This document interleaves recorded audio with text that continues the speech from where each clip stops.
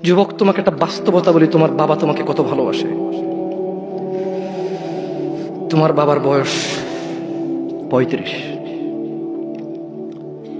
20 বছর বয়সে বিদেশ গিয়েছিল, তোমাদের ঘর ছিল না। 5 বছর জীবনের ব্যয় করে দিয়েছে। বাবা মা, আত্মীয় স্বজন, বন্ধু বান্ধব, ক্রিকেট, ফুটবল, ক্যারাম, কত দাওয়াত, কত আপনজন মারা গেছে। সব ব্যয় করে 25 বছর বয়সে দেশে এসে বিয়ে করেছে ঘর দিয়ে তোমার মাকে। তোমার জন্ম হয়েছে, তোমার বাবা চলে গেছে বিদেশ। তোমার জন্মের পরে 8 বছর তোমার বাবা বিদেশে। বিবাহিত তো বটে, কিন্তু সে বউয়ের স্বাদ পাচ্ছে না। তুমি প্রেমিকার পিছনে ঘোরো, 15 বছর বয়স তোমার, 20 বছর 22 বছরে বাইক লাগবে তোমার। তোমার বাবা বিয়ে করা সত্ত্বেও সে তার যৌবন কাটাতে পারেনি তার বউয়ের সাথে, মানে তোমার মায়ের সাথে, তোমার জামা কাপড়ের ব্যবস্থার জন্য। তুমি বুঝো যুবক, তোমার বাবার বয়স এখন 40, সে তোমার মার কাছে আসলে আর অনুভূতি নেই, তার শক্তি কমে গেছে। তুমি বুঝবা না যুবক। 15 বছর বয়সে তুমি যত উত্তেজিত, তোমার বাবা 30 বছর বয়সে এরকম ছিল, সে আসতে পারেনি। তুমি পড়বা বলে, তোমার স্কুলের ফি লাগবে বলে, that much he loves you. তোমার বাবা তোমাকে এত ভালোবাসে। জি, তোমার এই খারাপ বাবাটা যে তোমাকে বাইক নিয়ে দেয়নি, তুমি নষ্টামি করো, মেয়েদের পিছনে করো, মোবাইল রিচার্জ করে দাও মেয়েদের, তোমাকে যে ডেলি 500 টাকা করে দিতে পারে না। এই লোকটা যদি 60 বছর বয়স পায়, তার জীবনের 20টা বছর সে এমন 20টা বছর, যে 20টা বছরে সে হাড় ভাঙা পরিশ্রম করতে পারত, করছে, তোমার মায়ের দেখা সে পায়। এমন মূল্যবান যৌবন 20টা বছর দিয়েছে, 50 বছর বয়সের দেশে আসছে। তুমি বিয়ে করে বউ নিয়ে আলাদা থাকো, তুমি বিয়ে করে শ্বশুর বাড়িতে যাও। তোমার বাবা দেশে তো আসছে, তার যৌবন আর নেই, তার ওই সুখ স্বাচ্ছন্দ্য আর নেই। তোমার যৌবন তৈরি করেছে তার যৌবন দিয়ে। এই মুহূর্তে কোটি টাকা দিলে কি সে যৌবন কিনতে পারবে? তোমাকে তোমার বাবা এত ভালোবাসে।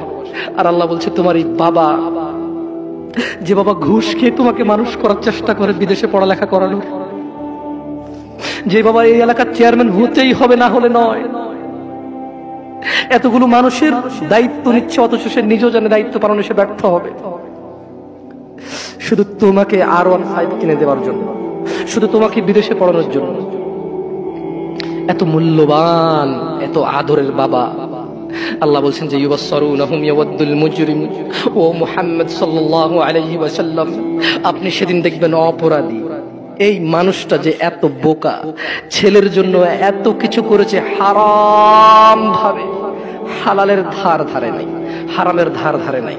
জি, আপনি আপনার ছেলেকে ভালোবাসছেন, শুধুমাত্র অপরাধী হয়ে মৃত্যুবরণ করার কারণে আপনি আল্লাহকে বলেন, ইয়া আল্লাহ, আব্দুল্লাহ রে নাও জাহান্নামে ফেলো, আমাকে ছাড়ো। এই ভালোবাসা ছেলেকে বাসবে?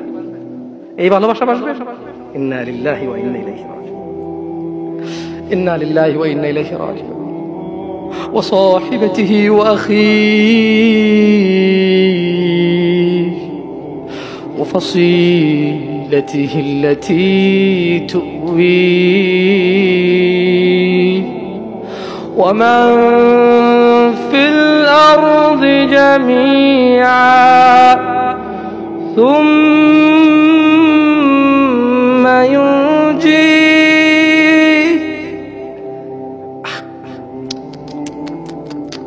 আমার মনে হয় না এই সূরাটা আমি শেষ করতে পারবো।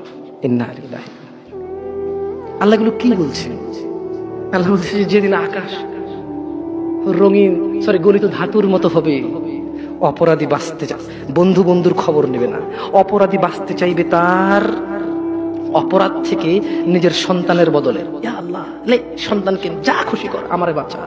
এরপর বলবে, ইয়া আল্লাহ ওয়া সাহিবাতিহি ওয়া আখি, আল্লাহ আমার এই সুন্দরী বউর জন্য আমি কত অপরাধ করলাম, আল্লাহ তারে নেও, যা খুশি করো, আমারে ছাড়ো।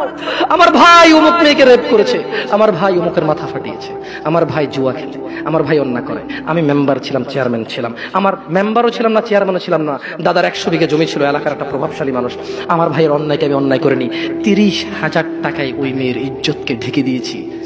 এইরকম আদরের ভাইটাকে বলবে সাহিবাতিহি ওয়া আখি, ইয়া আল্লাহ বউকে নাও, ভাইকে না হাও, ওয়া ফাসিলাতিহি আল্লাতী তুই, বলবে ইয়া আল্লাহ আমার বংশ আমি অন্যায় করলে যারা আমাকে আশ্রয় দিত, ইয়া আল্লাহ আমি হারাম করলে অন্যায় করলে যারা আমাকে আশ্রয় দিত ওদের সবাইকে নাও, সবাইকে নাও, আমাকে কি করো, কি করো।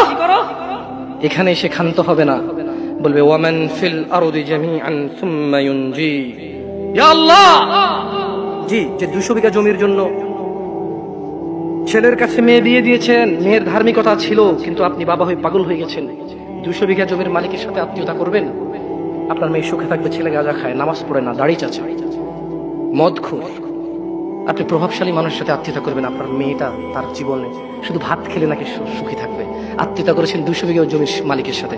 ধুর, আল্লাহ বলছে যে ইয়া মুহাম্মদ, ও মুহাম্মদ সাল্লাল্লাহু আলাইহি ওয়াসাল্লাম, ও নবী আপনি দেখবেন এই লোকটা কি চাইবে সেদিন জানেন, ইয়া আল্লাহ ওয়া ফাসিলাতিহি আল্লাতী তুই ওয়া মান ফিল আরদি জামিআন সুম্মা ইউনজি, ইয়া আল্লাহ এই দুনিয়ার মধ্যে যত স্বর্ণ হীরা মতি মাণিক্য 100 200 500 পুরো পৃথিবী সমান সব কিছু নাও, শুধু আমাকে আল্লাহ ছেড়ে। সম্ভব? দুনিয়া আল্লাহর কাছে মাসির জানার মতো, কিসের মতো? তো আপনার এই উপহার আল্লাহর কাছে কি? আমি এই জন্য আগে বলেছিলাম আপনারা আল্লাহর কথা বুঝলে খুব সহজ, দুনিয়া আল্লাহর কাছে মাসির টানার মতো আরো তুচ্ছ। তো আপনি যদি পুরো দুনিয়ার শব্দ বলেন যে আল্লাহ এই নাও দুনিয়ার সব, আল্লাহর কাছে এটা কিসের মতো না? তো আল্লাহ খুশি হবে এটা? আপনারা কে ভাষা বললো এই নে মশার ডানা আমার সার, লাথি মার বুঝে বেটা ভুল বলে মতো সব সহায় ওলা গলাদ, ঠিক বলছি না ভুল বলছি? আচ্ছা আমি আসি। খাল্লা না ইন্নাহা লাযা, ও মুহাম্মদ এই অপরাধী ছেলে দিবে, বউ দিবে, ভাই দিবে, আত্মীয় স্বজন যারা আশ্রয় দিত তাদের দিবে, পুরো পৃথিবীতে এবং পৃথিবীতে যা আছে সব দিবে। খাল্লা না আমি আল্লাহ মানবো না। ইন্নাহা লাযা, নিশ্চয় জাহান্নামের এই আগুনটা হচ্ছে লেলিহান আগুন, নাযাআতাল লিশ-শাওয়া, যা তার চামড়া খসে দেবে, তাদউ মান আদবারা ওয়া তাওয়াল্লা, জাহান্নাম ওকে ডাকবে, মান আদবারা ওয়া তাওয়াল্লা, জাহান্নাম ওই ব্যক্তিকে ডাকবে যে সত্য কথা শোনার পরেও এটাকে অবহেলা করেছে, অবজ্ঞা করেছে, সত্য থেকে মুখ ফিরিয়ে নিয়েছে। জাহান্নাম কাকে ডাকবে? জাহান্নাম কাকে ডাকবে? জাহান্নাম কাকে ডাকবে? আপনারা মনে আমার কথা বুঝেন না, আমি কি আরো স্লো বলবো? একটু স্পষ্ট বুঝা যায়? জাহান্নাম কাকে ডাকবে? যে সত্য থেকে মুখ ফিরিয়ে নেয়। বলুন দাড়ি কেন চাচ্ছেন এবার বলুন? কোন রিজন নেই আপনার কাছে। আপনাকে যে হুজুর বলেছে আপনি মুসলমান, আপনার নাম আব্দুল্লাহ, ওই হুজুর বোকা। আমি হুজুরকে কি বোকা বলতে আসছি এই জায়গায়, নাকি উদাহরণ দিচ্ছি? ভাই দেখেন, আপনাদের মন মতো না হলে কিন্তু আপনারা উদাহরণের বলেন যে হুজুরে কইছে, আসলে কিন্তু কই নাই, উদাহরণ দিচ্ছি। কি দিচ্ছি? যে আপনাকে বলছে যে আপনার বিয়ে পড়াইতে গেছে ও বোকা, যে জানে যে আপনি নামাজ পড়েন না, কি পড়েন না, আর আপনাকে লা ইলাহা ইল্লাল্লাহ পড়ে কবরও দিচ্ছে, লা ইলাহা ইল্লাল্লাহ পড়ে আপনার বিয়েও দিচ্ছে, হুজুর বোকা। ও নিজেই হুজুর না, ও নিজে কিনা। কারণ সবচেয়ে বড় হুজুর কে? মানুষদের মধ্যে সবচেয়ে বড় হুজুর কে? জনাবে মুহাম্মাদুর, একটু জোরে বলেন, জনাবে মুহাম্মাদুর। তো উনি বলেছেন মান তারাকা সালাহ, যে নামাজ ছাড়লো ফাকাদ কাফার, সে কুফরি করলো। রাসূল কি বলেছে বলেন তো সবাই? রাসূল কি বলেছে? তো এবার আপনি গেছেন ওকে লা ইলাহা ইল্লাল্লাহ বলে বিয়ে পড়াইতে, আরে ওর কিসের বিয়ে? ও বলবে অং বং চং চং পং পং যা পারে তা বলে বিয়ে পড়াবে। আমি খুব তুচ্ছ বলছি মনে না, আপনাদেরকে শরম লাগে না?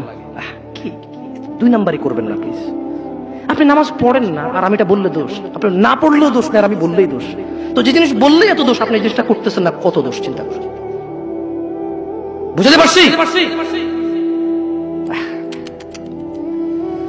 না? শুনুন, কথা শর্ট করবো ইনশাআল্লাহ, অনেক রাত হয়ে গেছে, আপনারা কষ্ট পাচ্ছেন। ইয়া নাস, হে মানুষ, আল্লাহকে ভয় করো।